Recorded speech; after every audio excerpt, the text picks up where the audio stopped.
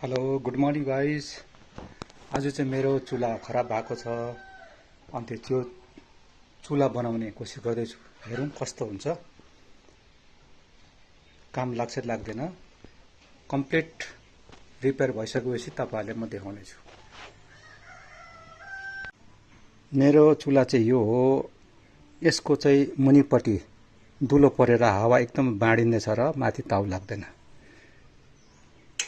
पुरा यहाँदेखि आउनुपर्ने हावा, तर मुनिपट्टि यहाँ दुलो परेर चाहिँ मुनि मुनि जाने हुँदैछ। हेर्नुहोस् मुनिपट्टि हो, यहाँ पनि दुलो परेको छ। हावा यहाँदेखि लिक हुँदैछ। एकदमै खराब भएको छ। हुन त यो कास्ट आइरनको हो कि, तर कोइला जलाउँदाखेरि चाहिँ पुरै ड्यामेज हुँदो रहेछ। अब यसलाई कस्तो प्रकारले बनाउनु, यसलाई त ब्लक गर्नु पर्यो योलाई। अब म ब्लक गर्ने कोसिस गर्छु, त्यसको बादमा फेरि चलाएर हेराउँछु कस्तो हुन्छ। हेर्नुहोस् है, यो टिन यस्तो प्रकारले काटेको छु। यसलाई यहाँ लगाएर हेरौँ। यो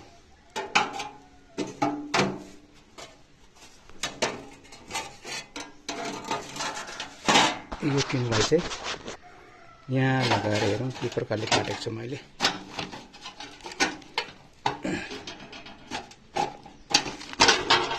यो भयो। अर्को साइडको टिन चाहिँ यो छ। यसलाई चाहिँ सुल्टा पार्नु पर्यो।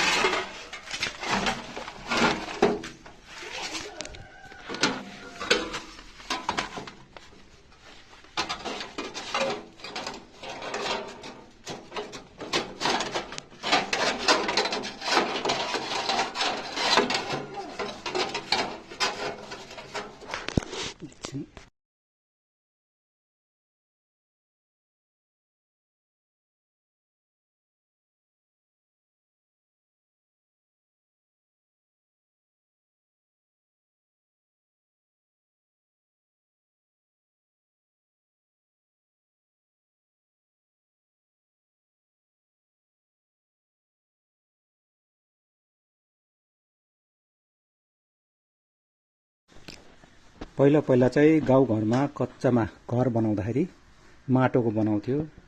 अनि माटो राम्रो पक्रियोस् भनेर चाहिँ खरहरू काटेर सुकेको खरहरू काटेर माटोसँग मुछेर लिम्साउँथ्यो। तर अहिले चाहिँ मैले त्यो प्रकारले त्यो खर नपाएर यो नरिवलका तुरी काटेर यसलाई जुस बनाएर मोल्दैछु। अब योसँग फेरि म पानी लगाएर मुछ्छु। ल त यो माटो पनि तयारी भयो मुछेर। अब यसलाई चाहिँ चुल्हामा सर्टिङको लागि जग्गा बनाएको छु। त्यसमा चाहिँ फेरि हो माटो भरिदिन्छु।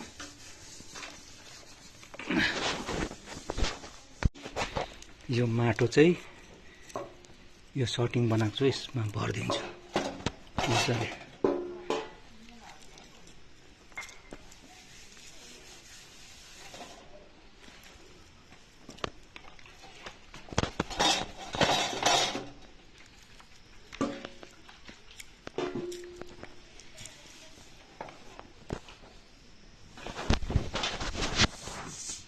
अब चाहिँ चुल्हा भरबार गरेर रेडी भयो।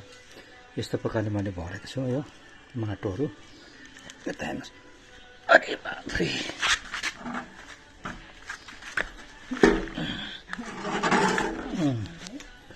जान्नु साह्रो रहेछ।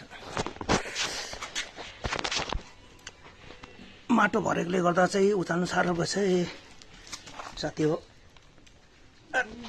फेरि एकछिन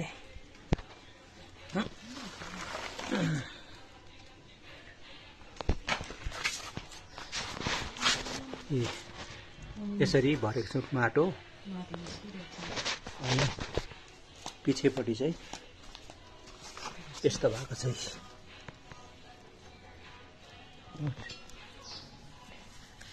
टिन हालेकोले गर्दा यस्तो भएको छ। माटोले धेरै कभर गरेको छ। यो चाहिँ खरानी झर्ने हो। यसो गरेर खरानी झर्छ। यो चाहिँ फ्यान हो। यो चाहिँ ब्याट्री।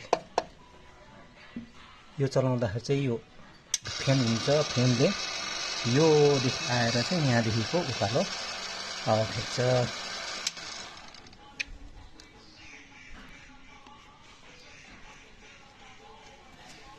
गरम भएछ नि। मेरो चाहिँ यो चुल्हा रिपेयर गर्ने काम भयो। अरू मेरो श्रीमतीले चाहिँ पित्तलको भाँडाहरू, लोटा, चौङ्गाने, ग्लासहरू टल्काउने काम गर्दैछ। बेचारा हिजोदेखि टल्काएको।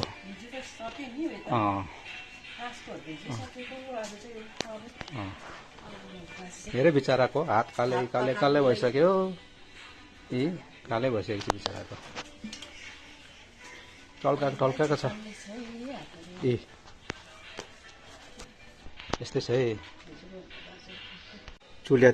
चुल्हा रिपेयर भइसक्यो। अब चाहिँ आगो जलाएर हेर्नु कति चाहिँ हावा फ्याँक्दो रहेछ।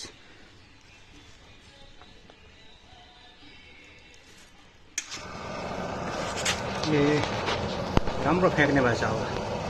हेर्नुहोस् चुल्हाको भाटी चलेको दामी छ। जल्यो दाम जल्यो। ल है साथी हो, राम्रो भएछ है। पङ्खाको हावा चाहिँ बाँडेन रहेछ। पहिला चाहिँ छेड परेर यताउता जान्थ्यो, त्यसले गर्दाखेरि उकालो आउँदैन थियो हावा। अहिले चाहिँ ठिक भएछ। ल हेरौँ, आजको चाहिँ काम सक्सेस भएको जस्तो लाग्यो। लाइक गरिदिनु होला, सब्सक्राइब गरिदिनु होला।